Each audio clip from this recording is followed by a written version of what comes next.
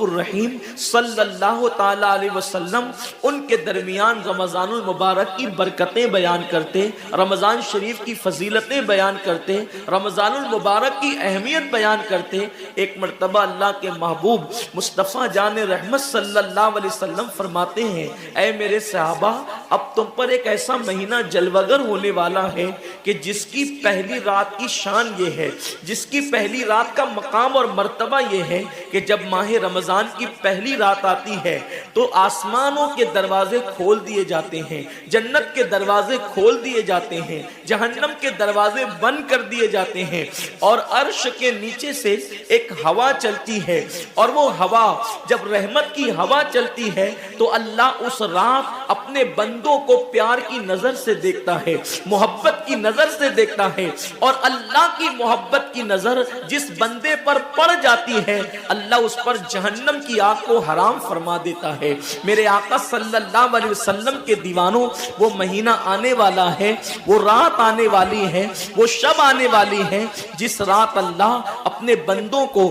محبت کی نظر سے دیکھے گا، پیار کی نظر سے دیکھے گا، الفت کی نظر سے دیکھے گا۔ میرے پیارے آقا صلی اللہ علیہ وسلم کے پیارے دیوانوں، آپ اندازہ کریں کتنا وہ مقدس بندہ ہے، وہ بندہ مقدر کا سکندر ہے جس کے وجود پر میرے اللہ کی نگاہ رحمت پڑ جائے، میرے کریم کی نگاہ رحمت پڑ جائے۔ ہم کس کس کی نگاہ کے طالب ہوتے ہیں، ہم کس کس کی توجہ کے طالب ہوتے ہیں۔ ہم سوچتے ہیں کہ پیر صاحب کی نگاہ پڑ جائے گی تو میرا بیڑا پار ہو جائے گا، یقیناً پیر صاحب کی نظر بڑی قیمتی ہے۔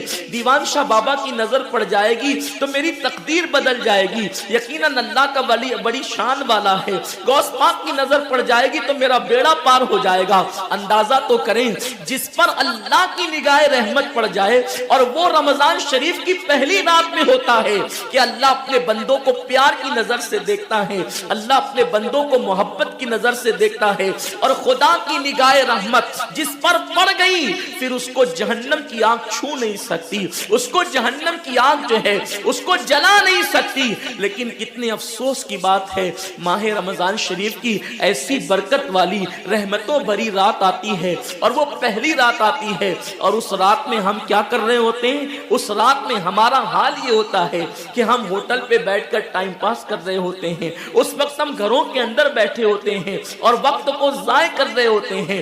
اور اب تو حال یہ ہو گیا ہے کہ ساری چیزوں سے تعلق توڑ کر ہم نے سارے رشتے اپنے موبائل سے جوڑ لیے ہیں۔ اس وقت ہمارا سب سے قریبی رشتہ دار اگر کوئی ہے تو وہ اپنا موبائل ہے۔ یہ ہنسنے کی بات نہیں ہے، یہ بہت نقصان کی بات ہے۔ اس قدر قریبی رشتہ، ماں باپ سے بھی زیادہ قریبی رشتہ موبائل سے، باپ سے بھی قریبی رشتہ موبائل سے، بیوی سے بھی زیادہ قریبی رشتہ موبائل سے۔ آپ کہیں گے اتنا قریبی رشتے کی آپ بات کرتے ہیں؟ ہم کہتے ہیں جو جتنا قریبی رشتہ دار ہوتا ہے اس پر توجہ اتنی زیادہ ہوتی ہے، اس سے پیار اتنا زیادہ ہوتا ہے، اس کی طرف توجہ اتنی زیادہ ہوتی ہے، اس سے لگن اتنا زیادہ ہوتا ہے۔ ہماری آنکھ ابھی بستر پر کھلی نہیں ہوتی اور ہم سیدھا ہاتھ اٹھا کر کے آدھی آنکھیں بند ہوتی ہے اور آدھی آنکھیں کھلی ہوتی ہے، اور ہم پہلے اپنے موبائل کی طرف ہاتھ بڑھاتے ہیں، کسی کا میسج تو نہیں آیا۔ میرے پیارے آقا صلی اللہ علیہ وسلم کے پیارے دیوانوں، امی کے پاس بیٹھے ہیں پھر بھی موبائل، بیوی کے پاس بیٹھے ہیں پھر بھی موبائل، والد کے پاس بیٹھے ہیں پھر بھی موبائل۔ حد تو یہ ہے کہ مسجدوں کے اندر بیٹھے ہیں پھر بھی موبائل۔ یقیناً اگر کام کے میسیجز ہو اور اگر کام اور ضروری چیز ہو، ٹائم دیکھنا ہو، تو آپ یقیناً موبائل کو ہاتھ میں لیں۔ موبائل کوئی بری چیز نہیں ہے، لیکن انسان کتنا ڈوب گیا، عبادت کا سارا وقت انسان اپنے موبائل پر ضائع کرتا ہے۔ وقت کی قلت، انسان بار بار شکایت کرتا ہے، وقت کی قلت دامنگیر ہے، ٹائم میرے پاس نہیں ہے، وقت میرے پاس نہیں ہے، میں بہت مصروف ہو گیا ہوں، میں بہت بزی ہو گیا ہوں۔ لیکن اس کو دیکھو کہ رات کے 2-2 3-3 بجے تک کے آن لائن رہتا ہے، بلا ضرورت ہے تو کوئی بات نہیں، بلا ضرورت۔ میرے آقا صلی اللہ علیہ وسلم کے دیوانوں، موت کی تلوار ہمارے سروں پہ لٹک رہی ہے اور ہمیں جلد سے جلد موت کی تیاری کرنا ہے۔ صوفیہ فرماتے ہیں جیسے سورج غروب ہونے والا ہوتا ہے تو کسان نظر سورج پر رکھتا ہے اور جلدی جلدی کام نمٹانے کی کوشش کرتا ہے اس کو یاد ہے یہ بات, اس کے ذہن میں یہ بات کہ آج کا سورج غروب ہونے سے پہلے پہلے میں نے اپنے کام کو مکمل کر دینا ہے, تاکہ کل کا سورج طلوع ہونے کے بعد میں نے پھر بیج بو کر کے آگے کا کام کرنا ہے. میرے آقا صلی اللہ علیہ وسلم کے دیوانوں, وہ کسان اگر یہ سورج غروب ہوتے ہوتے مر گیا تو کل اس کا کام کوئی اور کر جائے گا, اس کا بیٹا بیج بوئے گا, اس کی بہو بیج بوئے گی, اس کی بیوی بیج بوئے گی, اس کے رشتہ دار بیج بوئیں گے. لیکن یاد رکھنا, اگر دنیا کے اندر ہماری زندگی کا سورج غروب ہو گیا تو پھر نیکیوں کا بیج ہماری جگہ کوئی نہیں بو سکتا. اللہ رب العزت نے کبھی ماہ رمضان کی شکل میں, کبھی شب برات کی شکل میں, کبھی شب قدر کی شکل میں, کبھی اللہ اکبر ماہ شعبان کی شکل میں, کبھی لیلۃ البراء کی شکل میں, کبھی شب معراج کی شکل میں, کبھی لیلۃ الجمعہ کی شکل میں یہ حسین قیمتی لمحات ہمیں اس لیے عطا فرمائے ہیں کہ میرے بندے اگر تو گناہوں کے اندر ڈوب گیا ہے, یہ مخصوص راتیں تجھے دے رہا ہوں, مخصوص دن تجھے دے رہا ہوں, ان راتوں میں میری عبادت کر لے, ان دنوں میں میری عبادت کر کے مجھے راضی کر لے تاکہ میں تیری مغفرت کر دوں. اور پھر رمضان شریف کی تو بات ہی جدا ہے. ماہ رمضان تمام مہینوں کا سردار ہے. میرے آقا مصطفیٰ کریم رؤوف الرحیم صلی اللہ علیہ وسلم فرماتے ہیں ماہ رمضان کو سارے مہینوں پر ایسی فضیلت ہے جیسے مجھ محمد کو تمام مخلوق پر فضیلت حاصل ہے. میرے آقا فرماتے ہیں ماہ رمضان شریف میں اگر تم ایک نیکی کرتے ہو تو اللہ تمہیں 70 کا ثواب عطا کرتا ہے, اور تمہارا خلوص بڑھ جاتا ہے تو اللہ تمہیں ایک نیکی کا 1000 عطا کرتا ہے. اخلاص اور بڑھتا ہے تو اللہ ایک نیکی پر تمہیں بے حساب ثواب عطا کرتا ہے, اس کا کوئی حساب ہی نہیں ہوتا. آقا کریم رؤوف الرحیم صلی اللہ علیہ وسلم فرماتے ہیں یہ ماہ رمضان کیا ہے. اللہ کے محبوب مصطفیٰ کریم صلی اللہ علیہ وآلہ وسلم ماہ رمضان شریف کے روزوں کی اہمیت بیان کرتے ہوئے فرماتے ہیں کہ ماہ رمضان شریف کا ایک روزہ اگر کوئی چھوڑ دے اور پھر ساری زندگی اس کے بدلے میں روزہ رکھے تو ساری زندگی کے روزے اس ایک ماہ رمضان کے روزے کے برابر نہیں ہو سکتے. یہ ماہ رمضان شریف کے روزے کو فضیلت حاصل ہے, اور اللہ کے حبیب صلی اللہ علیہ وسلم فرماتے ہیں جو ماہ رمضان شریف میں عبادت کر کے اپنی بخشش نہیں کروا سکتا, اپنی مغفرت نہیں کروا سکتا, پھر اس کو کبھی موقع نہیں ملتا کہ وہ اپنی مغفرت کا سامان کرے. آقا کریم صلی اللہ علیہ وآلہ وسلم فرماتے ہیں کہ سال بھر تک ماہ رمضان شریف کے لیے جنت کو آراستہ کیا جاتا ہے, جنت کو سجایا جاتا ہے, جنت کو سنوارا جاتا ہے. اور آقا کریم صلی اللہ علیہ وسلم فرماتے ہیں بڑی بڑی آنکھ والی حوریں اللہ کی بارگاہ میں عرض کرتی ہے میرے کریم ہمیں ان کی دلہن بنانا جو ماہ رمضان شریف میں تیری عبادت کرتے ہیں, ہمیں ان کے نکاح میں دینا جو ماہ رمضان شریف کی راتوں کو جگ کر کے تجھے منانے کی کوشش کرتے ہیں. آقا کریم صلی اللہ علیہ وسلم فرماتے ہیں اگر کوئی بندہ ماہ رمضان میں زنا سے بچے, شراب سے بچے, جھوٹ سے بچے, کسی کو تہمت لگانے سے بچے, اور ماہ رمضان شریف کا احترام کرتے ہوئے گناہوں سے بچے تو اللہ تبارک و تعالی ہر رات کے بدلے, رمضان شریف کی ہر رات کے بدلے 100 حوروں کے ساتھ اس کا نکاح فرمائے گا. یعنی 30 راتیں ہیں تو 100 حوروں کے ساتھ اس کا نکاح ہوگا.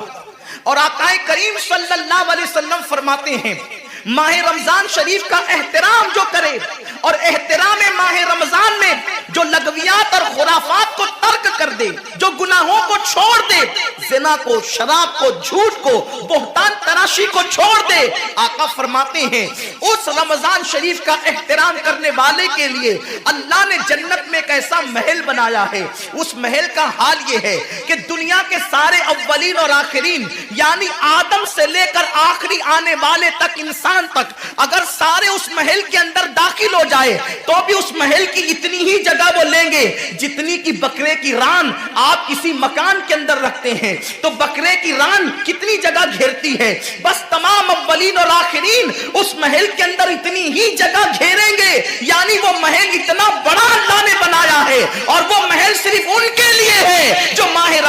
کے احترام میں گناہوں کو ترک کر دیتے ہیں، گناہوں کو چھوڑ دیتے ہیں میرے آقا صلی اللہ علیہ وسلم کے پیارے دیوانوں۔ لیکن افسوس ہم اور دنوں کی طرح ماہ رمضان شریف کی راتوں کو ضائع کر دیتے ہیں۔ تاجروں کا سیزن آتا ہے تو تاجر پہلے سے تیاری کرتے ہیں کہ اس سیزن کے اندر میں نے مالدار بننا ہے، اتنا مال میں نے کمانا ہے کہ پھر میں نے سارے سال گھر میں بیٹھ کر کے کھانا ہے۔ ٹیلر لوگ تیاری کرتے ہیں عید کے موقع پہ اتنی محنت کریں گے رات دن کہ سال بھر اگر کوئی کسٹمر نہ بھی آئے تو وہ گھر بیٹھ کے آرام سے کھا سکے۔ کپڑے والے سوچتے ہیں کہ سیزن آئے گا، جو بھی سیزن ان کا آتا ہے اتنا کمائیں گے کہ سال بھر بیٹھ کے کھائیں گے۔ لوگوں، جیسے کپڑوں کا سیزن آتا ہے، ٹیلروں کا سیزن آتا ہے، پھلوں کا سیزن آتا ہے، ایک سیزن نیکیوں کا بھی آتا ہے، ایک سیزن مغفرت کا بھی آتا ہے، ایک سیزن جنتی بننے کا بھی آتا ہے، ایک سیزن اللہ کو راضی کرنے کا بھی آتا ہے۔ ارے یہ کیا کم ہے؟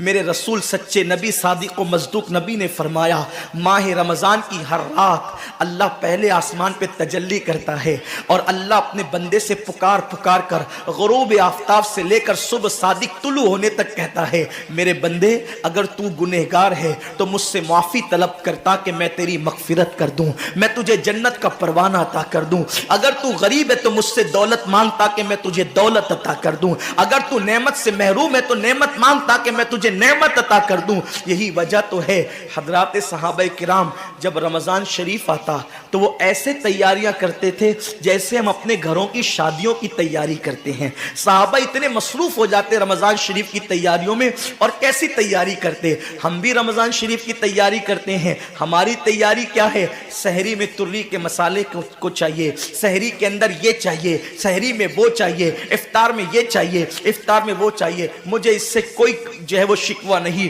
میرے آقا نے اس سے منع نہیں کیا۔ حضور فرماتے ہیں کہ رمضان شریف میں گھر والوں کا دسترخوان وسیع کر دیا کرو، گھر والوں پہ زیادہ خرچ کیا کرو، اس لیے کہ جو گھر والوں پہ رمضان شریف میں خرچ کرتا ہے اللہ اس کو اپنی راہ میں خرچ کرنے کا ثواب عطا کرتا ہے۔ اور فاروق اعظم فرماتے ہیں جو رمضان شریف میں کشادگی کرے گھر والوں پر اللہ اسے جہاد میں خرچ کرنے کا ثواب عطا کرتا ہے۔ مجھے اس سے کوئی شکوہ نہیں۔ لیکن صحابہ کی تیاری کیا ہوتی تھی؟ جب رمضان شریف آتا صحابہ اپنے بستر کو باندھ دیا کرتے تھے۔ رمضان شریف آتا تو صحابہ بستر کو باندھ دیتے تھے۔ کیوں باندھ دیتے تھے بستر کو؟ اس لیے کہ اب سونا نہیں ہے، سونے کی راتیں 11 مہینے کی راتیں ہیں، اب غفلت میں زندگی نہیں گزارنا ہے بلکہ راتوں کو جگ کر دن کو جگ کر اللہ کی اتنی عبادت کرنا ہے کہ عبادت کا سیزن آ گیا۔ اس لیے کہ اللہ کے رسول فرماتے ہیں جس نے رمضان شریف پایا اور عبادت کر کے اللہ کو راضی نہیں کر لیا ایسا بندہ ہمیشہ اللہ کی رحمت سے دور کر دیا جائے۔ اس لیے صحابہ رمضان شریف کی تیاری کرتے تھے، بستر باندھ دیتے تھے، اور اپنا معمول کیا ہے؟ جو فجر میں سوئیں گے تو وہ عصر میں اٹھیں گے، رات بھر جاگیں گے کرکٹ کھیلتے ہوئے، رات بھر جاگیں گے گلیوں میں گھومتے ہوئے۔ میرے آقا صلی اللہ علیہ وسلم کے دیوانوں، بہت قیمتی وقت آ رہا ہے، بہت قیمتی مہینہ آ رہا ہے۔ یہ وہ مہینہ ہے جو جہنمیوں کو جنتی بناتا ہے۔ آقا کریم صلی اللہ علیہ وسلم فرماتے ہیں ہر افطار کے وقت اللہ 60,000 ایسے جہنمیوں کو جہنم سے آزاد کر کے جنتی بناتا ہے جن کا جہنمی ہونا واجب ہو گیا تھا۔ اور ایک مقام پہ فرماتے ہیں 5 لاکھ جہنمیوں کو ہر افطار کے وقت جہنم سے آزاد کیا جاتا ہے۔ اور اسی پہ بس نہیں، حضور فرماتے ہیں جب شب جمعہ آتی ہے ماہ رمضان کی، جمعرات کا سورج غروب ہوتا ہے تو جمعہ کا سورج غروب ہونے سے پہلے تک ہر سیکنڈ میں 5 لاکھ جہنمیوں کو جہنم سے آزاد کیا جاتا ہے۔ اور جب جمعہ کا آخری وقت آتا ہے، آخری ساعت آتی ہے، میرے کریم آقا فرماتے ہیں جمعرات کا سورج غروب ہونے سے لے کر جمعہ کا سورج غروب ہونے تک ہر لمحے میں جو 5 لاکھ کو آزاد کیا گیا تھا، اب آخری سیکنڈ میں جو غروب کا وقت ہوتا ہے جتنے آزاد کیے گئے تھے اتنوں کی تعداد کے برابر اس آخری ساعت کے اندر اللہ اپنے جہنمی بندوں کو جہنم سے آزاد کر دیتا ہے۔ کتنا قیمتی وقت ہوتا ہے، افطار کا وقت کتنا قیمتی ہے، سحری کا وقت کتنا قیمتی ہے، لیکن اس وقت بھی ہم کہاں لگے ہوتے۔ اب تو لوگوں نے ٹی وی چینلوں پر پروگرامات شروع کر دیں، دینی پروگرامات. مجھے دینی پروگرامات اگر ٹی وی پہ نشر ہوتے ہیں تو اس سے کوئی اختلاف نہیں ہے.